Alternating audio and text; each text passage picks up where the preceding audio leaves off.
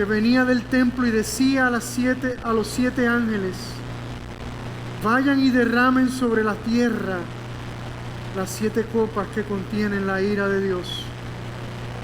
Así que el primer ángel salió del templo y derramó su copa sobre la tierra, y a todos los que tenían la marca de la bestia y que adoraban a su estatua les salieron horribles llagas malignas. Después el segundo ángel derramó su copa sobre el mar, y el agua se volvió como la sangre de un cadáver, y murió todo lo que estaba en el mar. Entonces el tercer ángel derramó su copa sobre los ríos y los manantiales, y estos se convirtieron en sangre. Y oí que el ángel que tenía autoridad sobre todas las aguas decía: oh Santo, el que es y que siempre era, tú eres justo, porque has enviado estos juicios. Como derramaron la sangre de tu pueblo santo y de tus profetas, tú les has dado a beber sangre. Es su justa recompensa. Y una voz que venía del altar y decía: sí, oh Señor Dios, el Todopoderoso, tus juicios son verdaderos y justos. Entonces el cuarto ángel derramó su copa sobre el sol. Esto hacía que quemara a todos con su fuego. Todos sufrieron quemaduras debido a la descarga de calor y maldijeron el nombre de Dios, quien tenía control sobre todas estas plagas. No se arrepintieron de sus pecados, ni se volvieron a Dios, ni le dieron la gloria. Después el quinto ángel derramó su copa sobre el trono de la bestia, y el reino de la bestia quedó sumergido en la oscuridad. Sus súbditos rechinaban los dientes de angustia y maldecían al Dios del cielo por los dolores y las llagas, pero no se arrepintieron de sus fechorías ni volvieron a Dios.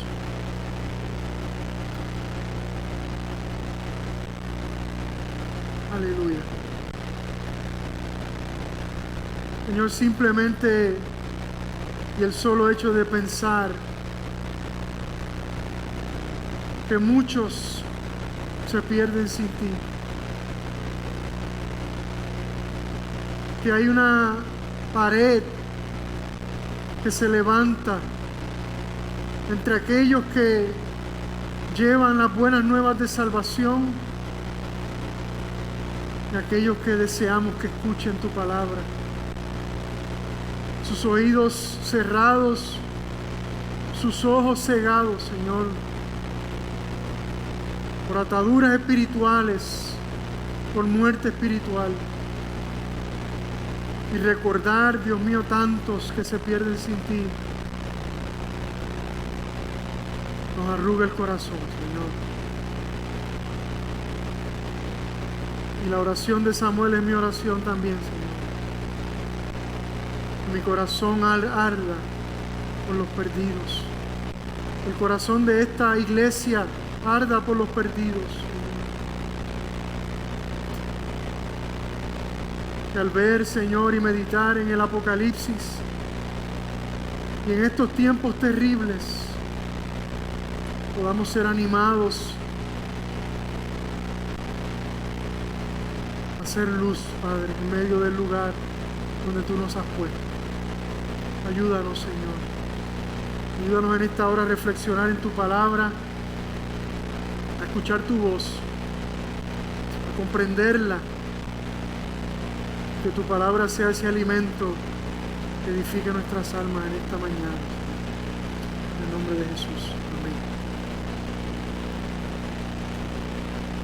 La pasada semana estuvimos reflexionando en el capítulo 15 de Apocalipsis y vimos cómo este capítulo es un preámbulo, es una introducción a la quinta gran visión del Apocalipsis, que es el derramamiento de las 7 copas de la ira de Dios sobre la humanidad. Y esta serie de visiones que hemos estado viendo y estudiando en Apocalipsis son definitivamente noticias terribles para la humanidad, pero para aquellos que hemos puesto nuestra confianza y nuestra fe en Jesucristo, son la mejor noticia del mundo, noticias que nos llenan de esperanza y de fe. Juan ve que todos aquellos que han puesto su fe y su confianza en Jesús y que tienen su sello de propiedad en la frente, observaremos todos estos sucesos que se plantean en esta carta, los observaremos en primera fila, pero desde un lugar seguro, desde una posición de libertad, desde una posición de salvación. Y esta quinta visión que vamos a ver compara a los últimos tiempos con el Éxodo, con esa historia maravillosa de la liberación del pueblo de Israel de la esclavitud de Egipto. Mientras todos los enemigos de Dios y de su pueblo son destruidos por completo en el fondo del mar, el pueblo de Dios, veíamos la semana pasada, estalla en adoración, en alabanza, al ser testigos del despliegue de su gloria y su poder a favor de ellos. Y esto nos recuerda lo mismo que hacemos tú y yo, lo mismo que estamos haciendo hoy día, cada vez que recordamos lo que Él hizo por nosotros y cómo nos libró del pecado, de la muerte y de la condenación eterna. Aleluya. Hemos mencionado varias veces que no debemos interpretar esta serie de visiones de una forma cronológica, sino como visiones paralelas de los mismos eventos. No debemos interpretar que primero se desatan los sellos y que luego se tocan las trompetas y que finalmente se derraman las copas, sino que todas estas visiones son visiones paralelas de esos mismos eventos. Incluso pudiéramos decir que cada visión va aumentando en precisión, en detalle o en enfoque. Como ya mencionamos, en el caso de las copas, vamos a ver un fuerte paralelismo con las plagas de Egipto y con la actitud del faraón. Y eso es bien importante, porque no solamente vemos ese paralelismo con las plagas, sino cómo reacciona el faraón y el pueblo egipcio a este juicio de Dios. Y por cuestión de tiempo hoy vamos a analizar las primeras 5 copas y luego analizaremos las últimas 2. El primer verso de este capítulo 16 nos dice: luego oí una voz potente que venía del templo y decía a los 7 ángeles: vayan y derramen sobre la tierra las 7 copas que contienen la ira de Dios. Entonces se da la orden finalmente y todo comienza a ser desatado. La ira de Dios comienza a ser derramada sobre la humanidad.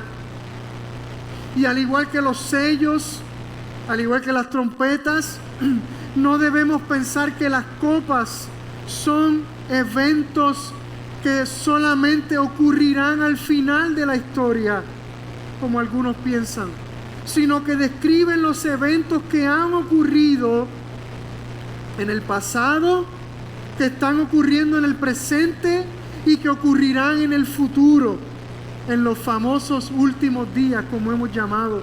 Esos días que ya hemos dicho que comprenden el periodo entre la ascensión de Cristo al cielo y su regreso. Periodo que hemos llamado los últimos tiempos, periodo en el cual tú y yo estamos viviendo ahora mismo. Pudiéramos decir que las primeras 5 copas describen el periodo entre la ascensión de Cristo y los días finales, y que entonces la 6ª copa describe el anuncio del final, del día final, y la séptima copa describe el día final. Otro detalle que debemos recordar y que hemos recalcado a través de todo nuestro estudio de esta carta es que así como la visión de un ángel derramando el contenido de una copa sobre la tierra es una imagen simbólica, también lo son los efectos que describe el texto. Amén. Muchas personas piensan, ¿verdad? Y hay diferentes escuelas de interpretación que debemos tomar literalmente lo que dice el Apocalipsis, ¿verdad? Entonces tendríamos que imaginarnos a un ángel con un gran tazón, ¿verdad? Con una copa enorme derramando algo sobre la tierra, ¿verdad? Pero hay otra escuela de pensamiento, de interpretación, y es la que ¿verdad? La que yo he utilizado a través de todo este tiempo, que es ¿verdad? Es algo simbólico, es una imagen simbólica de lo que ocurrirá. El verso 2 dice: así que el primer ángel salió del templo y derramó su copa sobre la tierra, y a todos los que tenían la marca de la bestia y que adoraban a su estatua les salieron horribles llagas malignas. Esta primera copa nos recuerda la sexta plaga de Egipto, la plaga de las úlceras, y es claro en contra de quienes es derramada esta copa y a quienes afecta la plaga que se desata por el derramamiento de esta copa. A aquellos que tienen la marca, dice el verso, de la bestia y adoran a su imagen. En otras palabras, a aquellos que han puesto su confianza. Cuando hablamos del capítulo que hablamos de la bestia, ¿verdad? Si lo recuerdan, hablamos que la bestia representa todos estos sistemas mundiales, ¿verdad? Entonces, aquellos que han puesto, esta copa será derramada sobre aquellos que han puesto su confianza en el mundo, en sus sistemas, en sus estructuras, en sus ideologías y en sus filosofías. En todo aquello que el enemigo ha diseñado o ha corrompido para engañar al mundo y para que las personas caigan víctimas de la idolatría. La primera copa es un ataque, pareciera ser un ataque en contra del cuerpo y la salud, y nos recuerda todas aquellas enfermedades que han surgido producto de los actos pecaminosos de los seres humanos a través de la historia, de esos actos que dañan y profanan al cuerpo. Así que podemos afirmar que la primera copa representa el juicio, tanto pasado, presente como futuro, de aquellos que se han vuelto seguidores idólatras de los sistemas de este mundo. Los seres humanos están constantemente poniendo su confianza en los sistemas de este mundo, a pesar de que una y otra vez esos sistemas los decepcionan o los defraudan. Y esto nos recuerda que tú y yo no podemos seguir esos pasos, que nuestra fe y nuestra confianza no está en los sistemas de este mundo, sino en el dueño y Señor de nuestra vida, en Jesucristo, aquel que nos creó, que nos ha salvado y que nos ha llamado a su gloria bendita. El hecho de que estas plagas son dirigidas hacia una población en específico, o a un grupo, mejor dicho, en específico, a aquellos que adoran a la bestia y a su imagen, implica que el pueblo de Dios es constantemente librado de ellas, como ocurrió con los hogares de los israelitas cada vez que Dios enviaba una plaga contra los egipcios. Los sistemas de este mundo pueden colapsar, los sistemas políticos y financieros, pero nosotros seguimos firmes porque nuestra fe y confianza está puesta en aquel que es superior a todo. Aleluya. El verso 3 dice: después el segundo ángel derramó su copa sobre el mar, y el agua se volvió como la sangre de un cadáver, y murió todo lo que estaba en el mar. La segunda copa nos recuerda la primera plaga de Egipto, cuando las aguas, ¿recuerdan? Cuando las aguas se convierten en sangre. Esta segunda copa parece un ataque en contra de las fuentes de alimento, ¿verdad? El mar era una fuente de alimento principal para el mundo antiguo. También, y por ende, parece un ataque en contra de las fuentes de producción económica, como lo era el mar y la pesca. Así que podemos afirmar que la segunda copa es un juicio contra los sistemas económicos de este mundo, o mejor dicho, contra aquellos que ponen su confianza en estos sistemas. El mundo se aferra a sus recursos económicos, a sus posesiones materiales, pero al final estos no producen ningún tipo de seguridad, porque son como la paja que consume el fuego. Damos gracias a Dios por los recursos que tenemos hoy y por lo que hemos logrado adquirir, pero no ponemos nuestra confianza en ellos, sino en aquel que es nuestro proveedor. Amén. Hace poco cometí el grave error, Cheo, de chequear mis 401k. ¿Verdad? Tengo dos planes de mis trabajos antiguos, y cometí el error de entrar y ver lo que estaba pasando. Tony, cuando vi 21%, dije, mira, ¿verdad? ¿Cómo es? Rate of return, 21%, pero después bien negativo.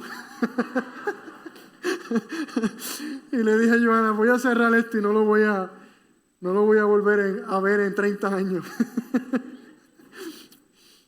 Así que damos gracias por lo que tenemos hoy.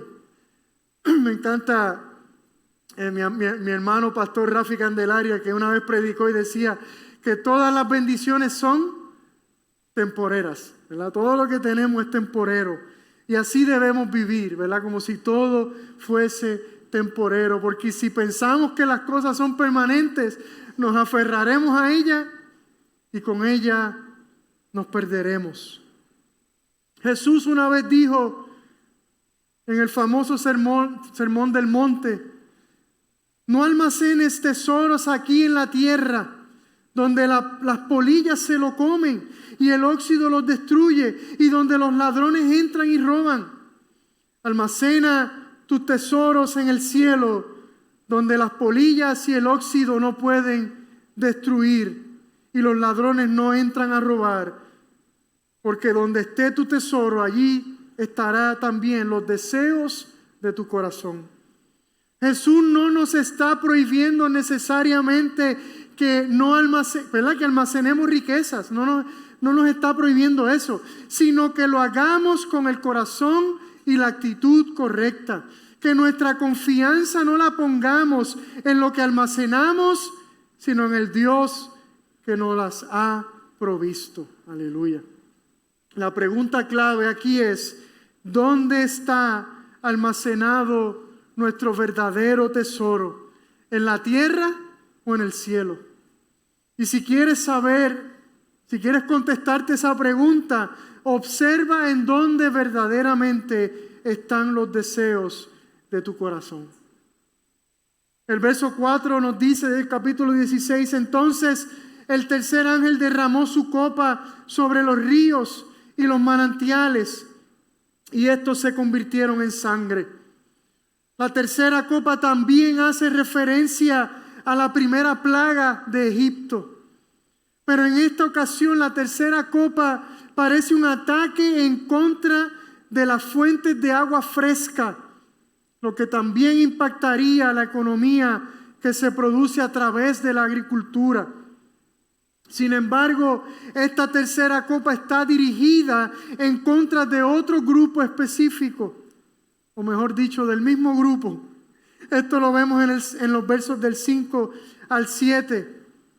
Dice, y oí que el ángel que tenía autoridad sobre todas las aguas decía, oh Santo, el que es y que siempre era, tú eres justo, porque has enviado estos juicios, como derramaron la sangre de tu pueblo santo y de tus profetas, tú les has dado a beber sangre.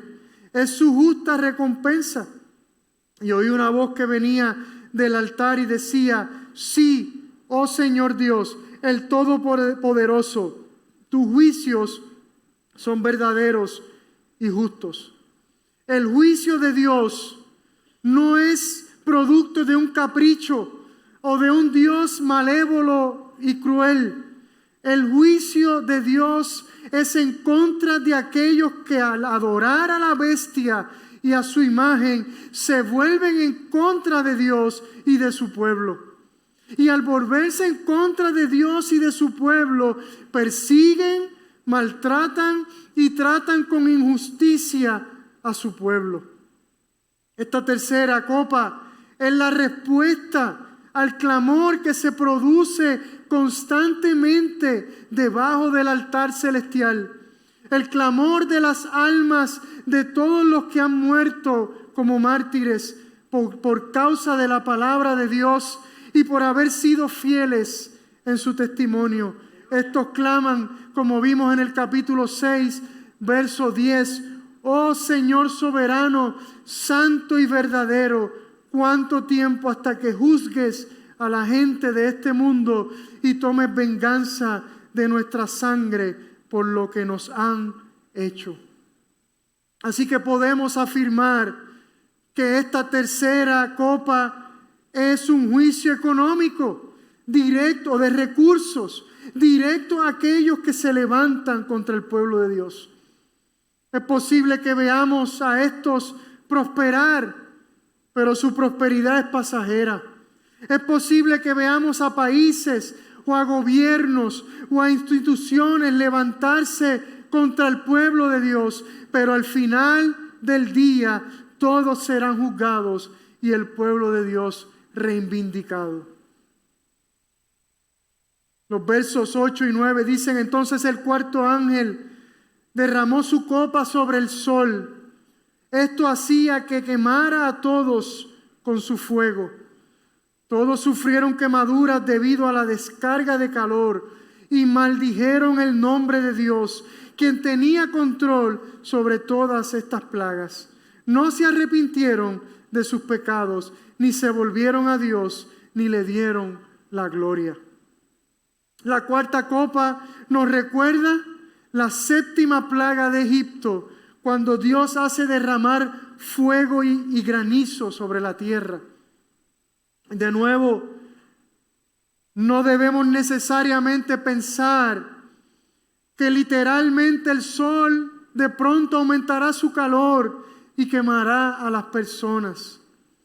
Esta es una expresión simbólica de la severidad del juicio de Dios, especialmente sobre aquellos que blasfeman contra Él y su evangelio, sobre aquellos que con sus acciones intencionalmente se oponen e interfieren con el avance del evangelio en este mundo. Y lo más trágico es que la reacción de estos ante el juicio de Dios confirma que su juicio es justo. Porque al recibir el juicio, en vez de volverse a Dios y reconocerle como el soberano del universo, lo maldicen y no se arrepienten. Actúan exactamente de la misma manera que lo hizo el faraón de Egipto en el pasado, endureciendo sus corazones y tornando su espalda a Dios.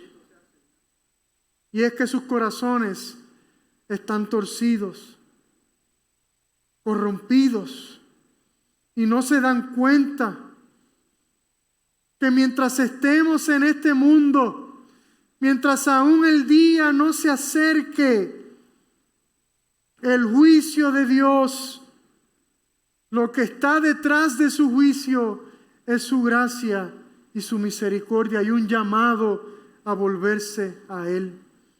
Ese es precisamente el peligro, amados y amadas, de poner la confianza en las cosas de este mundo, en lo creado y no en el Creador.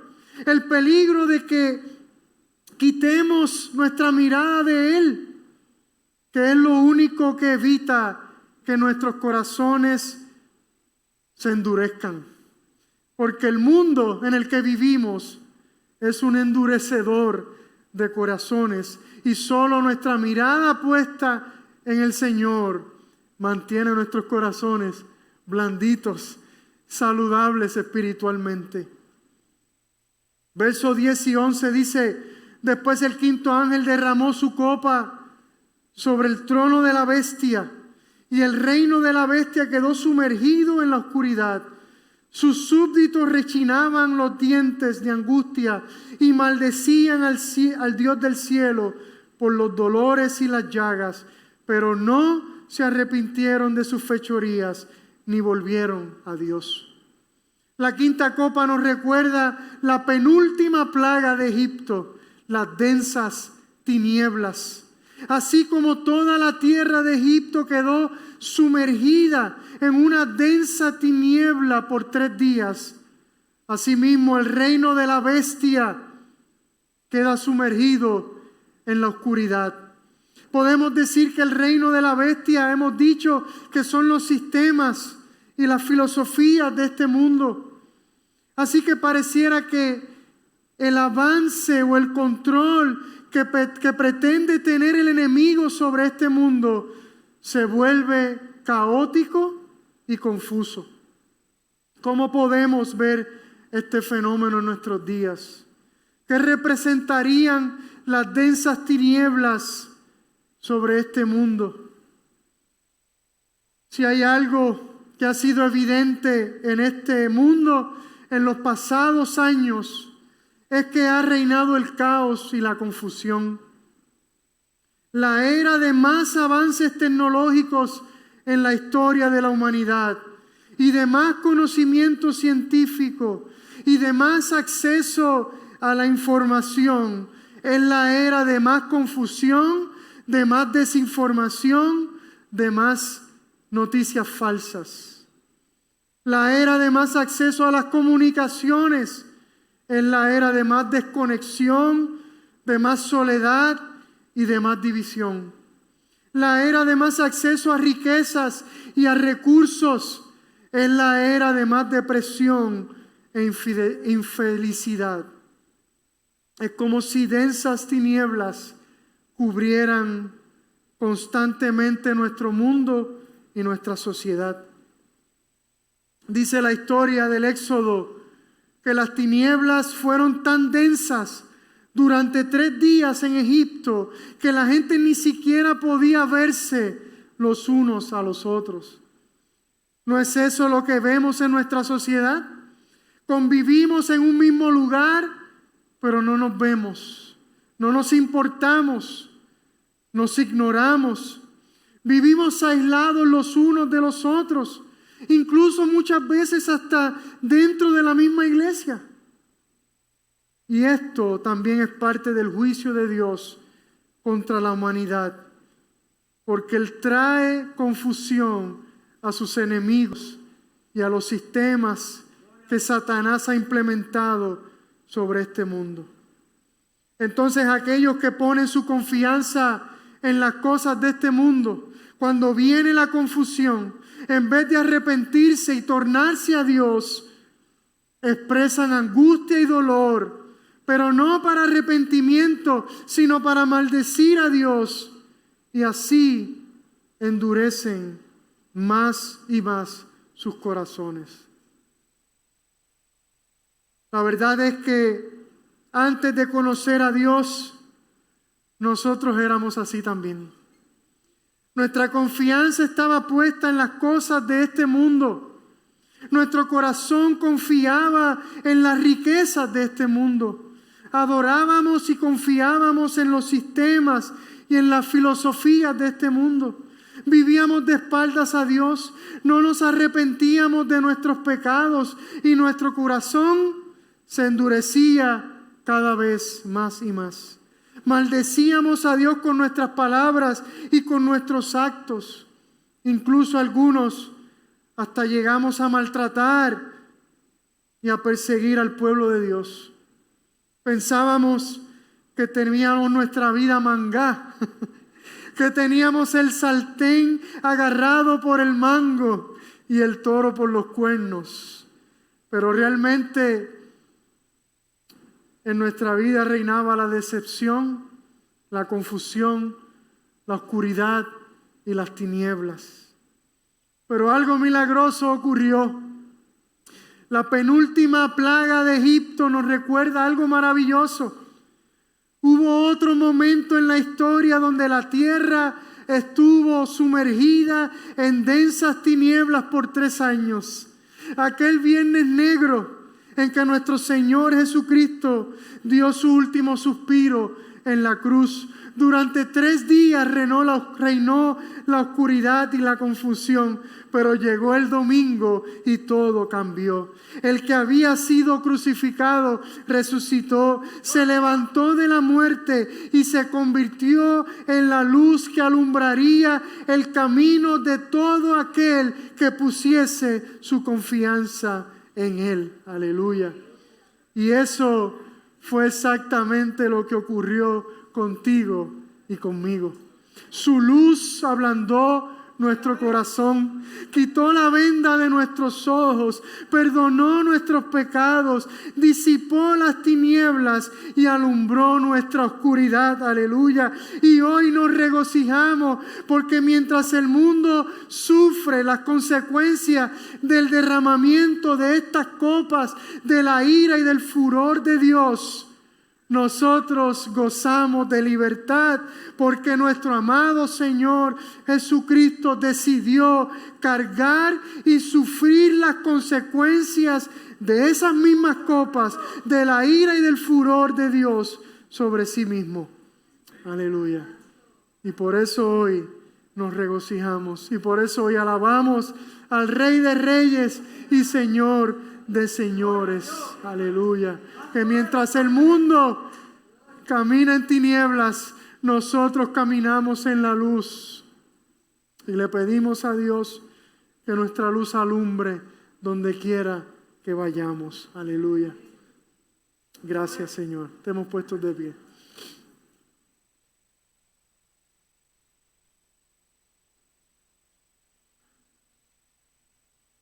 Aleluya.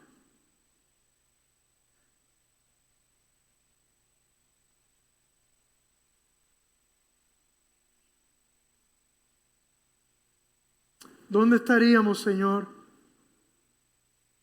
si tu luz no hubiese alumbrado nuestros corazones? Estuviéramos muertos en nuestros delitos y en nuestros pecados. Aleluya. Viviríamos en confusión.